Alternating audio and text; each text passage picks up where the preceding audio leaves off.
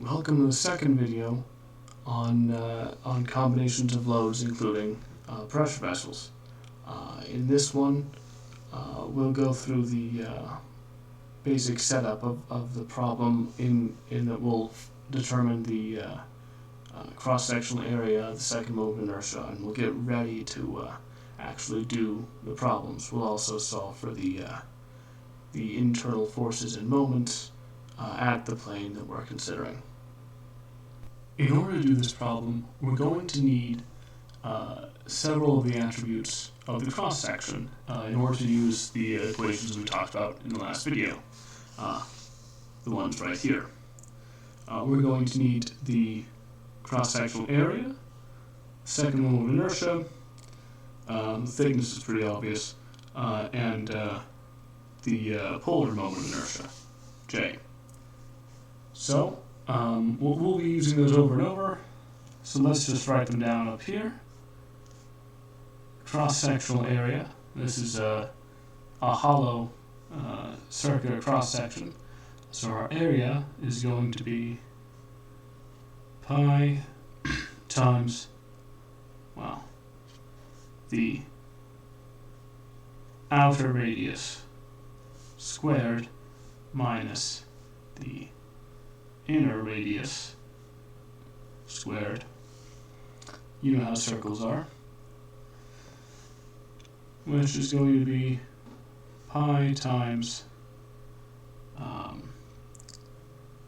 51 millimeters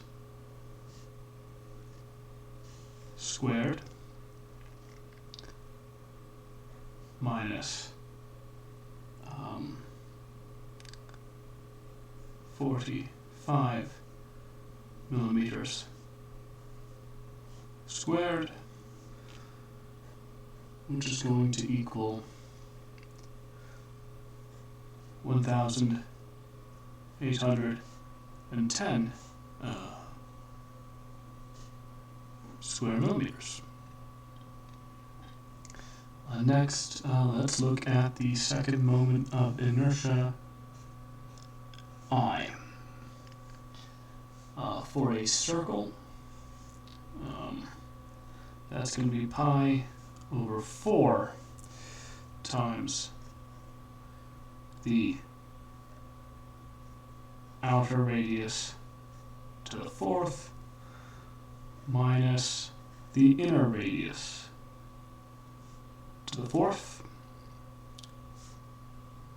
which is going to be pi over 4 times, and this is just again 51 millimeters, this time to the fourth, minus 45 millimeters, and this time is to the fourth, and not squared.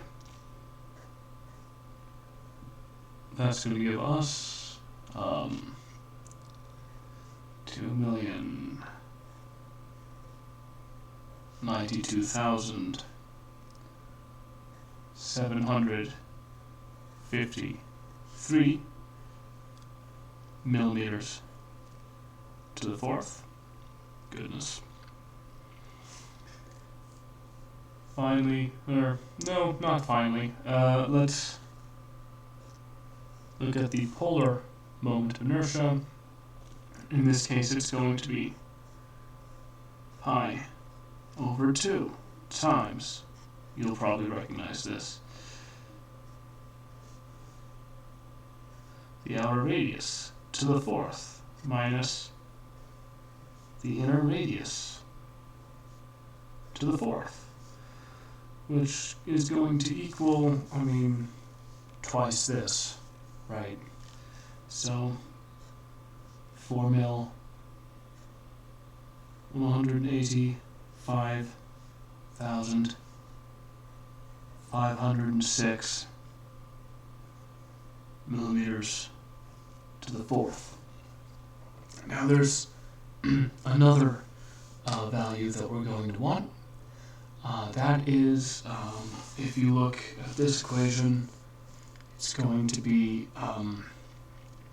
Q, the first moment of the area. Now, there's going to be one for this shear right here. So when we're at H or J, it's going to be for 1/2 of the cross section. It's going to be the maximum it can be. And so it's going to be just for the half the circle. For H and K, that's going to be 0, so we don't really have to worry about Q. We can say Q what that is right away. It's going to be 0. So for a semicircle, we're going to have, it's going to end up being 4/6 r cubed, which in this case is going to be, well, I guess we can simplify that to 2/3, 51 millimeters cubed minus 45 millimeters cubed, and that's going to give us 27,684,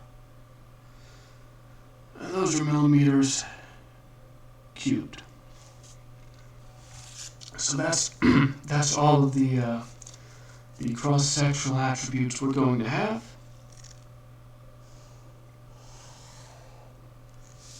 Let's move on to the 6 forces and moments that we're going to have to consider at this cross-section, because we're going to need to think about the forces in all 3 of these directions. The X, Y, and Z directions are each going to have a force and a moment about them. So let's start with the forces.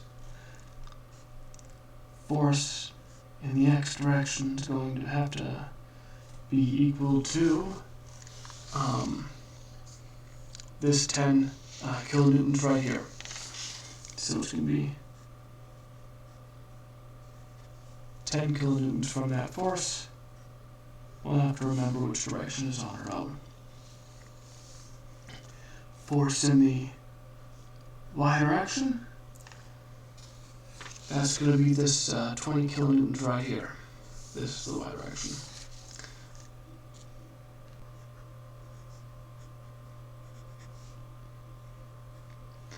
And then finally, in the Z direction, we don't have anything in the Z direction, so that's going to be a big old 0 for us. So that'll be real easy to work with. All right. Very cool. Now for the moment about the X direction. That's going to be about this axis right here.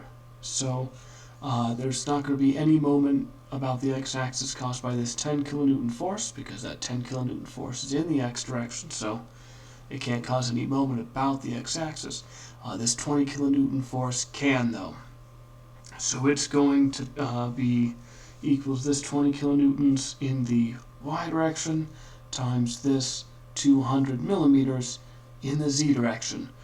So that's going to give us 4,000 kilonewton millimeters, or newton meters, if you want to have a sort of an economy of speech.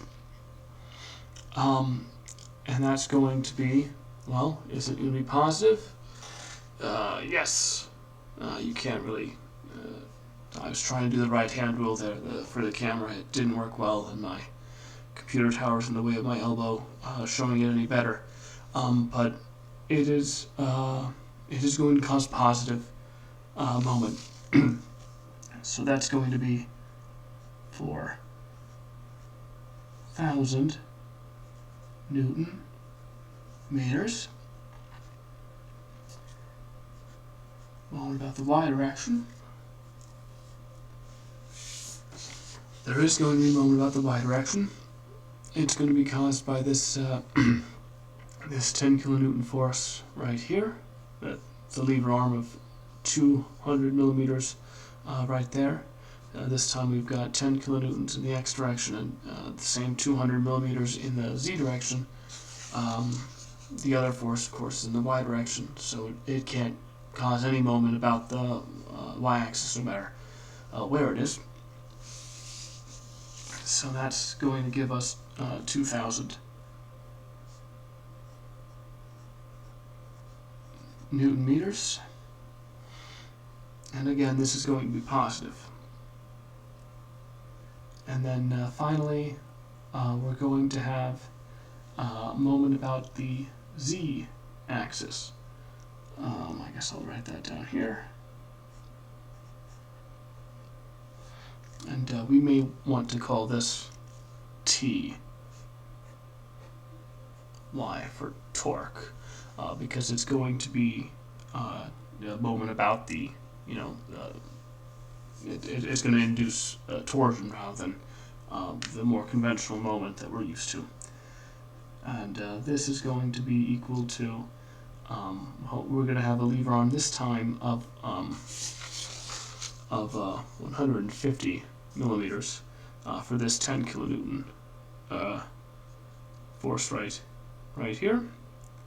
About the